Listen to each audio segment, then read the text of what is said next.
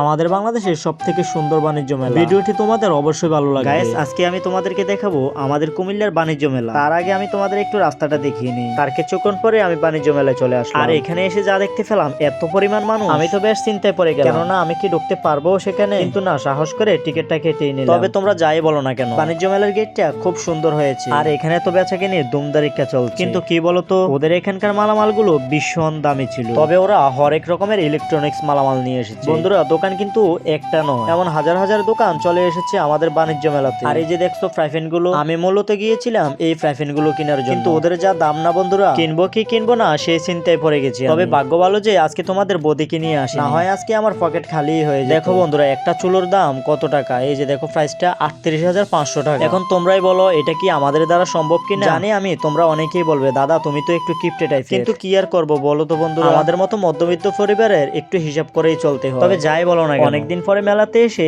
আমার খুব ভালোই লেগেছে। তবে বাইরে দেখো অনেক রকমের দোকান এসেছে। তারপর চলে গেলাম একটা শো পিজের দোকানে। আর এখানে এসে অনেক কিছুই দেখতে পেলাম। তবে এগুলো আমার কাছে পছন্দ হয়, কেননা এই ধরনের শো পিস আমাদের গ্রামের একটা ফ্যাক্টরিতে তৈরি হয়। আর এই যে দেখছো রুটি মেকার গুলো, তো রুটি বানিয়ে শান্তি নেই। তারপর চলে আসলাম একটা কাপড়ের দোকান। তোমরা অনেকেই জানো না, আমাদের বাংলাদেশে জায়গায় জায়গায় হচ্ছে গার্মেন্টস, তাই অনেক ভালো ভালো পোশাক আমাদের এখানে পাওয়া যায়। আর হ্যাঁ, তোমাদের তো বলাই হয়, এই বাণিজ্য মেলাটা আমাদের বাংলাদেশের কুমিল্লা জেলায় হয়েছে। কিছুদিন আগে একটা বাণিজ্য মেলার ব্লগ করেছিলাম, তোমরা হয়তো অনেকেই দেখেছিলে। তবে আজকের এই বাণিজ্য মেলাটা আমাদের কুমিল্লার সব থেকে বড় বাণিজ্য মেলা, কারণ এত বিশাল পরিসরে কখনোই হয়নি। আর আমি একটু দেখা দেখি করছিলাম, আর মেলায় এসেছি একটু দরে তো দেখতেই হবে। ভেবেছিলাম এক সেট সিরামিক্স এর কাপ নেব, কিন্তু বাড়িতে ফোন করেছিলাম নেওয়ার জন্য, কিন্তু ফোন করে দেখলাম আমার থেকেও কিপটা আমার গিন্নি। মাত্র 120 টাকা করে পার পিস চলে এখানে। তোমাদেরকে বলছি এখানে নন ব্র্যান্ডের কোনো মালামালই নেই। এই বাণিজ্য মেলাটা কিন্তু ইন্টারন্যাশনাল মানের বাণিজ্য মেলা, তার জন্যই এখানে যা এসেছে সব ব্র্যান্ডের মালামাল এসেছে। আর এই যে দেখো এত পরিমাণ মানুষ হয়েছে, আমি তো ওদের কাছে সামান্য একটা মানুষ। আর হ্যাঁ, আমাদের যেহেতু এটা মুসলিম কান্ট্রি, এই মেলাতে সবাই বোরকা পরে এসেছে। অ্যাকচুয়ালি আমাদের বাংলাদেশে এই ধরনের বাণিজ্য মেলা প্রায় হয়ে থাকে, তবে লাস্ট অবধি আমার বিরক্ত লাগে। আর তার কিছুক্ষণ পরে দেখতে পেলাম এখানে এক ভাই হাওয়াই মিঠাই বানাচ্ছে, যেটা আমার সবথেকে পছন্দের। তবে আমি এটা খাইনি। আর এখানে দেখো সবাই রাইড চলছে। এখানে পুরুষের চেয়ে মহিলার সংখ্যা একটু বেশি ছিল, কেননা দিনটা ছিল